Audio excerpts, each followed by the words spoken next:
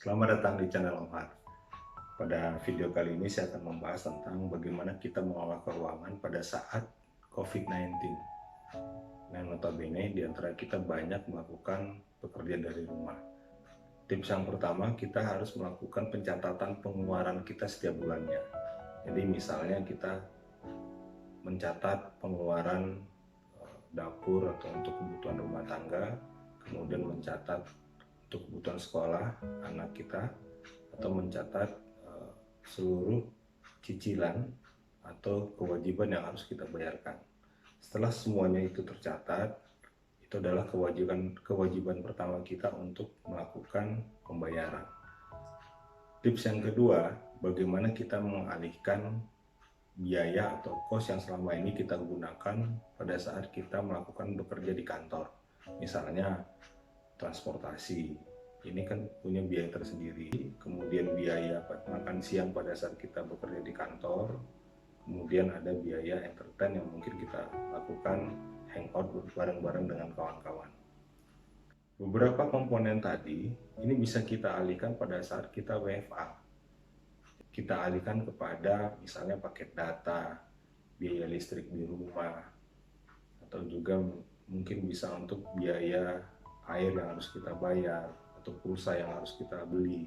Tips yang ketiga, bagaimana kita mengurangi belanja melalui online. Dalam artian belanja yang bukan kebutuhan, melainkan hanya keinginan kita, seperti biaya-biaya hobi.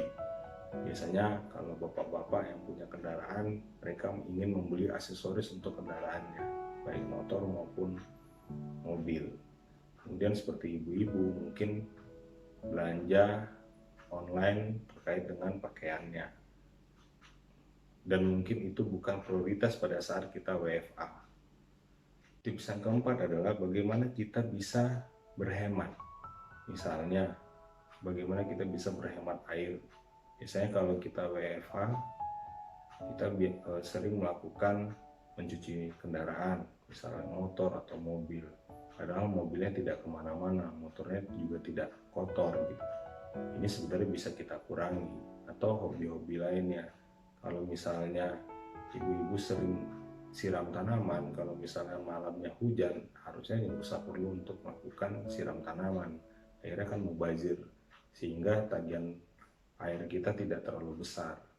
Jadi kita mulai berhemat hal-hal yang mungkin tidak terlalu penting untuk kita lakukan, sehingga kita bisa mengelola keuangan dengan baik.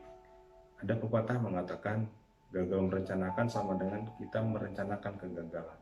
Sehingga mulai dari saat ini kita mulai untuk merencanakan keuangan kita untuk lebih baik lagi.